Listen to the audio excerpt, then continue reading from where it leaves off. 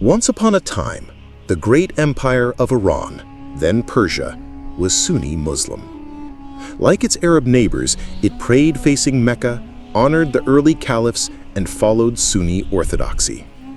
But something happened, something radical, irreversible. Today, Iran stands as the heartland of Shia Islam, isolated, proud, and often hated by its Sunni Arab neighbors. This is the untold story of how Iran became Shia, and why so many Arab nations fear and despise it. In the 7th century, Islam arrived in Persia. The mighty Sassanid Empire collapsed. Zoroastrian fire temples fell. Caliph Omar's armies prevailed. Persia, like much of the Middle East, was conquered and Islamized. And the Islam that took root in Persia, it was Sunni. For centuries, Persia gave the Muslim world its greatest Sunni minds: Al-Ghazali, Rumi, Farabi. Shia Islam remained a small, persecuted sect, but that would soon change. The Shia-Sunni divide began with a single question: who should lead Islam after the Prophet Muhammad? Sunnis said, the best among us, Abu Bakr, Umar, Uthman. Shias said, it must be Ali, the Prophet's cousin and son-in-law. That disagreement became a fault line, one that still shakes the Islamic world today. The blood of Karbala, the martyrdom of Hussein. To Shias, these are sacred truths. To Sunnis, they are history.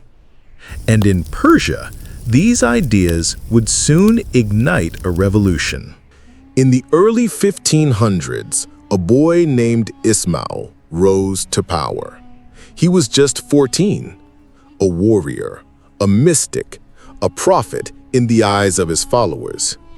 He founded the Safavid dynasty and made a bold declaration: Persia is now Shia.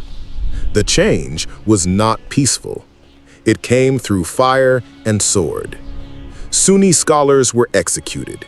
Sunni mosques were converted. Persians were forced to convert or die. A nation's soul was rewritten, from Sunni to Shia. Safavid Iran became a Shia theocracy.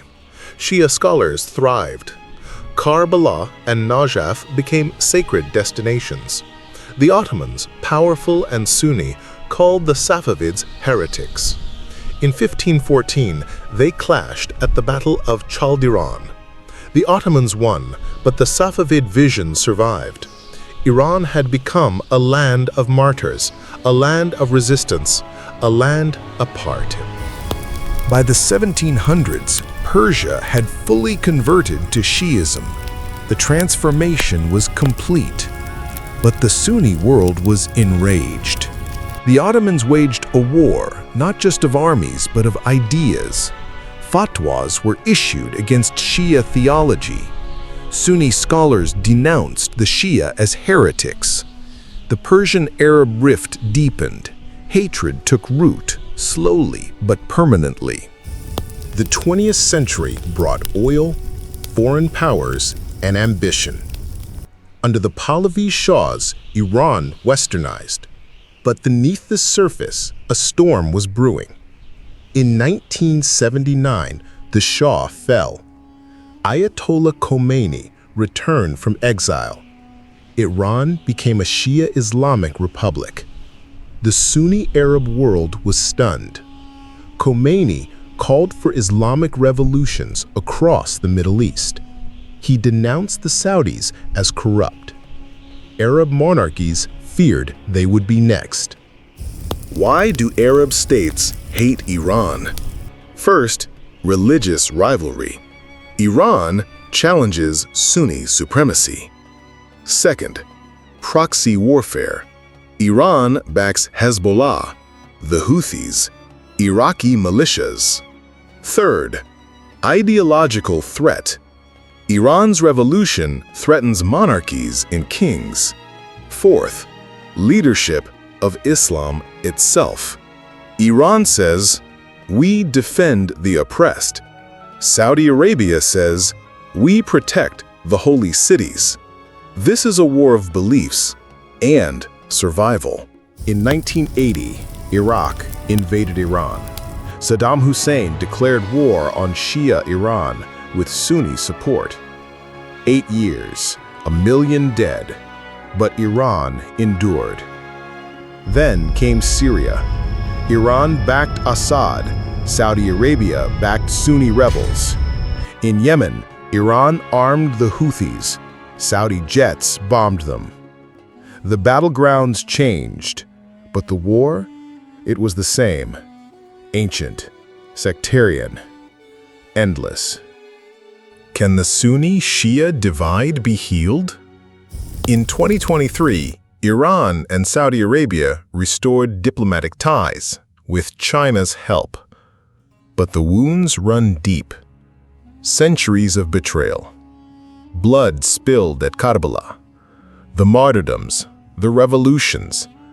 Still, the door is open. A whisper of peace. Iran's journey from Sunni to Shia is more than history. It is identity. It is resistance. From the Safavids to Khomeini, Iran chose the lonely path. It stood apart. It stood defiant. And for many Arab nations, that defiance is dangerous. Is Iran cursed or chosen? Perhaps history will decide. Thanks for watching.